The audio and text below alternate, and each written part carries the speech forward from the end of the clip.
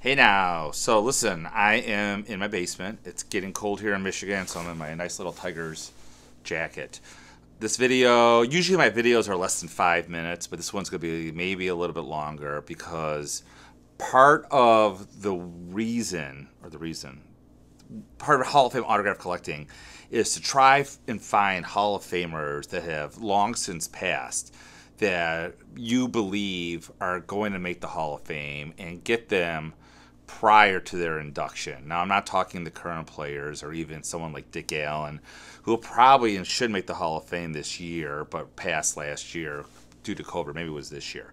What I'm talking about is the Negro Leaguers.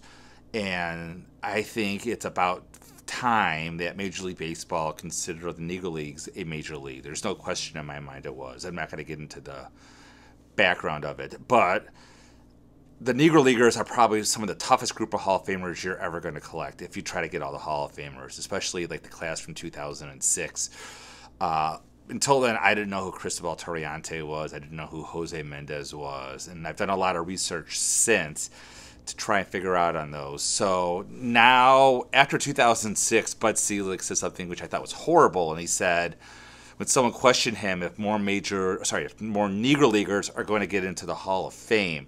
And he said the book was closed on that, which is a horrible thing to say. That's like saying, basically, as a player, as anyone, you got one shot to get in. And if you don't get in that one shot, you're done.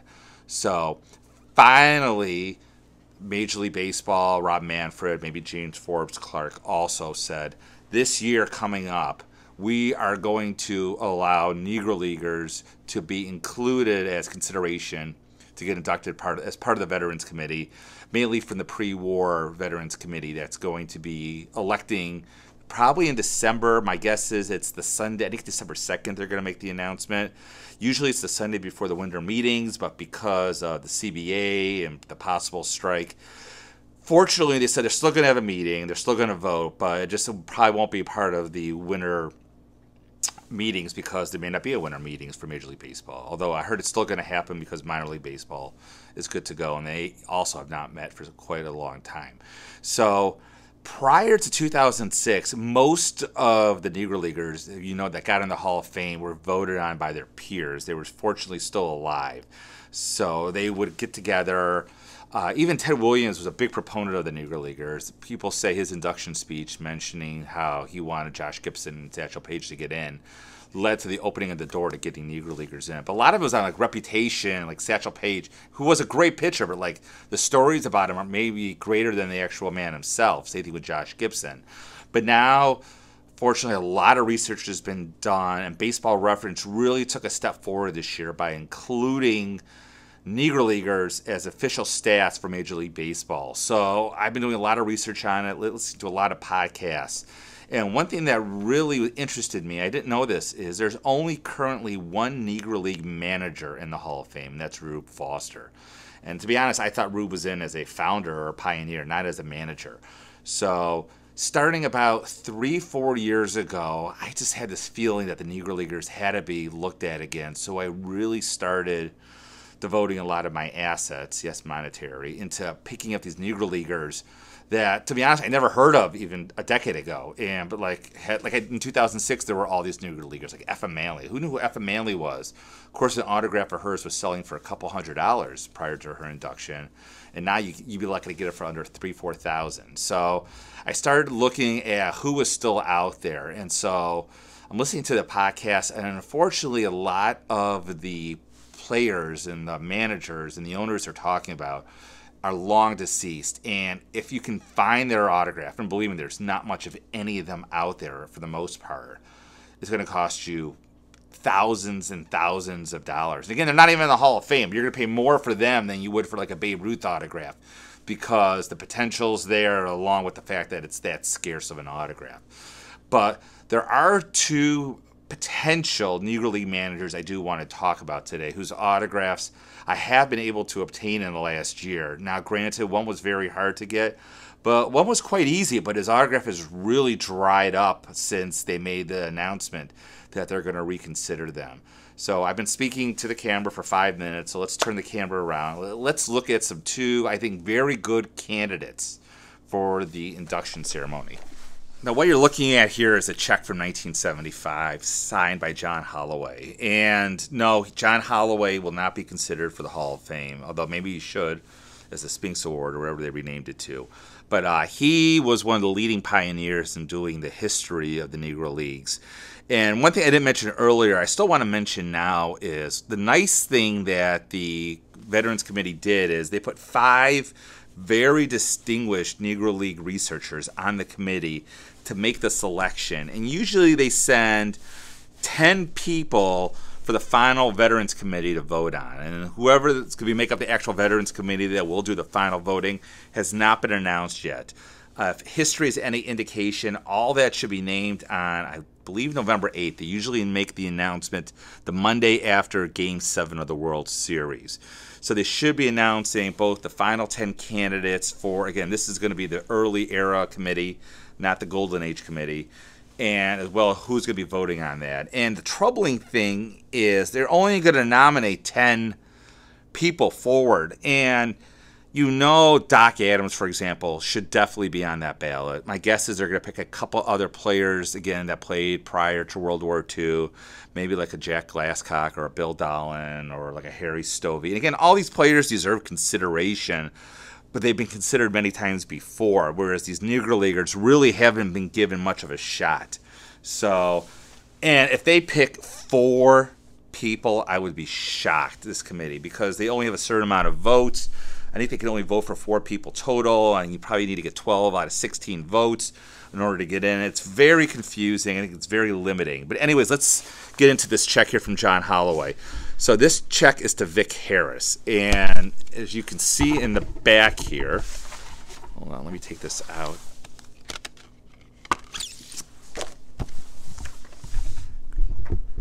Here is the Vic Harris autograph. I'm going to lay it down here. Maybe focus on it a little. You can see it okay. But what's interesting about Vic Harris, let me give you over his stats. And again, these stats now are pretty official. These are from, not Major League Baseball, but they're from Baseball Reference. So according to Baseball Reference, he was a pretty good hitter. He hit .306 in the Negro Leagues. He played over about 20 years. Again, this is through 1948, because records after 1948 are not being considered for Major League Baseball official statistics. But the key thing is him as manager. He managed 8 East-West Classics, which is equivalent of the All-Star game. In addition to that, he won 8 Negro League pennants, which, again, take that into baseball, that's the 4th highest all time. Only Casey Stengel, like John McGraw, and I think maybe Connie Mack have more pennants overall. And obviously, they're all longtime Hall of Famers. And the most interesting thing is his overall win percentage is .682.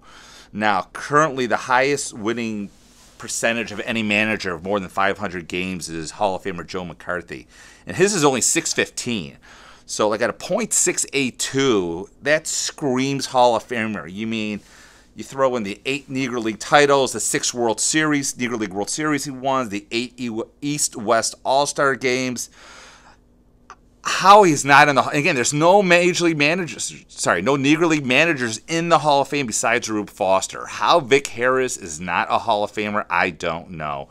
Hopefully he will get in this year. Now, Vic Harris is a very tough autograph. He died in 1978, which normally is not tough. But again, people prior to the mid to late 80s, they were not searching for these players. John Halloway, this is a royalty check. So I paid a pretty sum. This went for more. I paid more than, let's see. The last one that sold that I knew of before this one went for like 10% of what I paid. But again, a lot of it, what I paid for was the provenance of it. And the fact that it was a check signed by Halloway, made out to Vic Harris, dated. Halloway is a very famous Negro League author. There's no question that this, again, has his address that he lived on where he passed away in 1978.